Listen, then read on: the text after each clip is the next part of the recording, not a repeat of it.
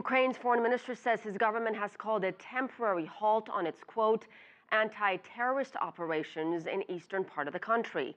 This in honor of the Easter holiday.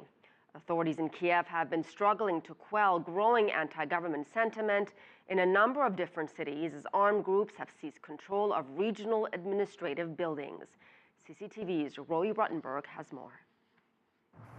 I'm standing in the central square of Kharkiv, where pro-Russian groups usually gather for one reason, because there's a big statue of Lenin right there behind me. And there have been local calls for protesters to come out in force again this weekend, but so far, as you can see, it's pretty quiet. That can, of course, quickly change, and more people are due to arrive here in the coming days.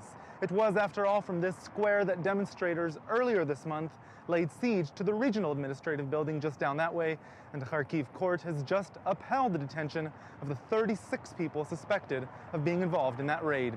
It's still unclear what the protesters here want, some calling for greater alliance with Moscow, even breaking off and joining Russia, others instead wanting more autonomy for Ukraine's Russian-speaking regions in the east. Many here mistrust the new government in Kiev, and that's in line with the new poll that just came out, showing more than a 2-to-1 ratio, questioning things like the interim president's legitimacy.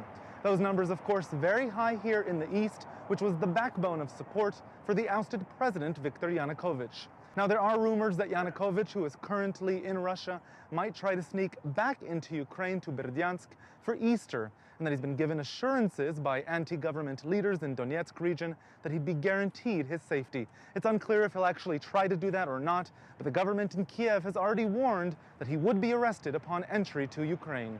The U.S., meanwhile, has threatened new sanctions on Russia if it does not comply with this week's agreement in Geneva. But many people here and in Moscow want to see compliance in Kiev first. That is, of course, where the U.S. Vice President Joe Biden is due to arrive on Monday to better assess the situation for Washington. Roee Ruttenberg, CCTV, Kharkiv in eastern Ukraine.